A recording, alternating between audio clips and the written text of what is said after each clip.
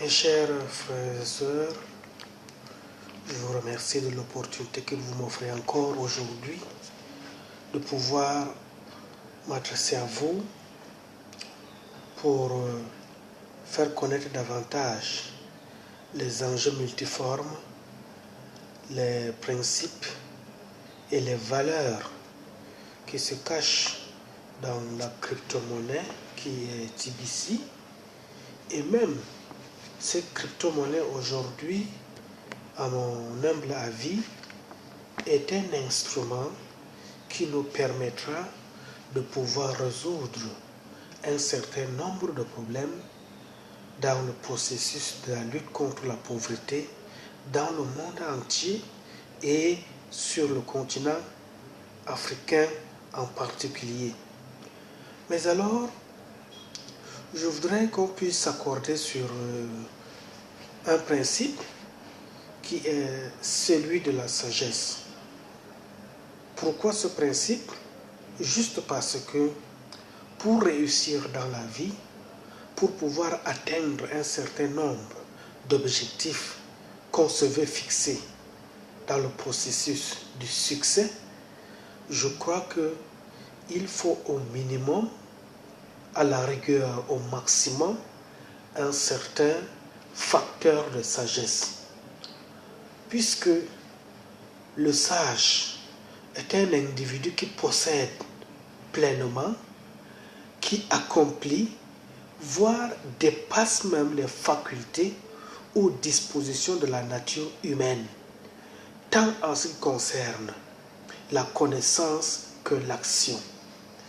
La sagesse représente l'idéal de la vie humaine, la plus haute, l'excellence dans le savoir ou dans la disposition au savoir, et aussi dans la justesse du jugement sur toutes ses formes, en particulier au savoir et aussi dans les valeurs morales et dans sa puissance à accomplir les actions qui sont liées à ces jugements.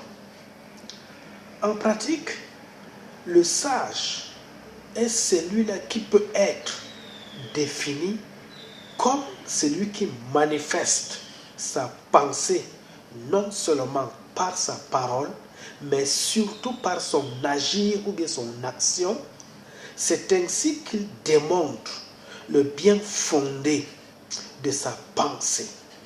Le sage, c'est celui qui communique une pensée positive.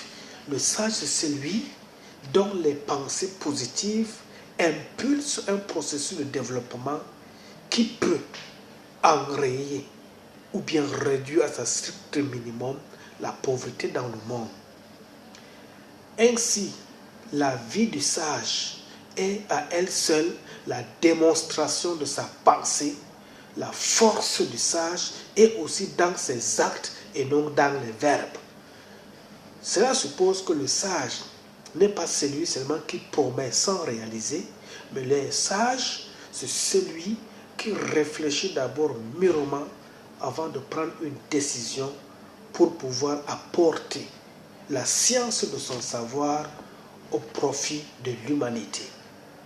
Si le sage agit, c'est qu'il sait que la seule démonstration en acte de ses pensées fait école, alors que les mots, eux, s'envolent. Ne dit-on pas que les paroles s'envolent, mais les écrits restent? Le sage s'illustre aussi par ses actions conformes en toutes circonstances à ses principes.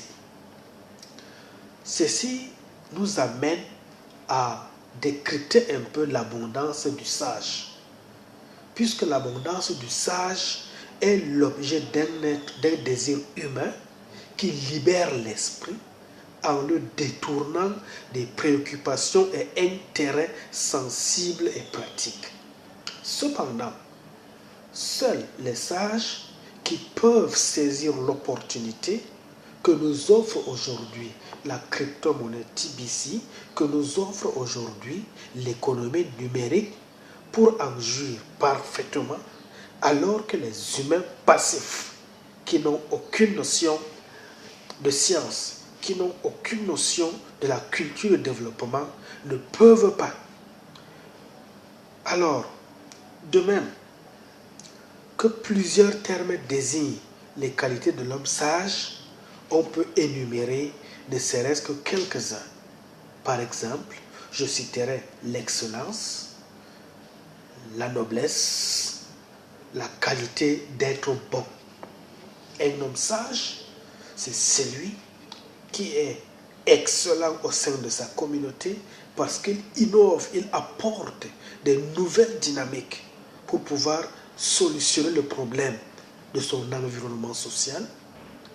Un sage, à cause de la richesse dont il devient un sujet complémentaire à sa communauté, il est considéré aussi comme un homme noble. Et plus l'homme est excellent, à cela s'associe la noblesse, automatiquement cet homme devient au sein de la société comme un être humain qu'on peut qualifier de bonne personne. Dans l'antique, la sagesse désigne tout d'abord des penseurs qui expriment une sagesse populaire, morale et sociale. Cette sagesse s'exprime de manière caractéristique par des phrases courtes portant sur des sujets variés, notamment connais-toi toi-même. Pour pouvoir apporter une solution par la sagesse, il faut d'abord se connaître soi-même et identifier les potentialités en soi qui peuvent être utiles à la société. Mieux vaut faire envie que de faire pitié. Un homme sage, au lieu de faire pitié, il devient plutôt un instrument qu'on peut envier. Voici une opportunité que nous offre l'économie numérique à travers TBC. Vous comprendrez que les sages qui connaissent l'enjeu multiforme de cet instrument qui est TBC vont saisir cette opportunité, et à travers cette opportunité qu'ils vont saisir, ils seront utiles. Au lieu de faire pitié, ils seront plutôt des personnes enviables parce qu'en nous réside un trésor que beaucoup de personnes voudront exploiter afin de pouvoir impulser le processus de développement pour lutter contre la pauvreté dans le monde. Un sage aussi, c'est celui dont l'abondance n'est rien de trop. Pourquoi l'abondance n'est rien du tout? Un sage, même s'il est détenteur des milliards, il aura toujours besoin d'augmenter son capital, d'augmenter son chiffre d'affaires afin de mettre sur pied des activités qui vont créer des multiples emplois afin de pouvoir réduire la pauvreté au sein de la communauté. Alors, à ce niveau, il y a lieu de se poser une question: qui est heureux? Ne peut être heureux que l'homme sage, qui est bien portant. Ne peut être heureux que l'homme sage, qui est riche. Ne peut être heureux que l'homme sage, qui est courageux et instruit. Quand je parle de courageux et instruit, c'est celui qui s'adapte aux réalités de la société, s'adapte aux mécanismes qui s'imposent à lui comme des instruments novateurs pour lui permettre d'atteindre les rêves de ses projets. Et aussi sage, celui qui est souverainement stable sur le plan monétaire. Et aussi sage, celui pour qui, naturellement, il est un homme qui s'exerce, il est un homme qui s'adapte, il est un homme qui recherche les potentialités, qui recherche les nouvelles failles pour pouvoir impulser le développement autour de soi et d'être ainsi utile à la société. Maintenant, quelle est la femme chaste par exemple? C'est celle que l'opinion n'ose même pas soupçonner. Quel est le fait du sage? C'est de ne pas vouloir nuire à autrui. Et s'il faut éplucher le principe fondamental de la sagesse, on va accuser la fortune parce que elle n'est point à la portée de tout le monde.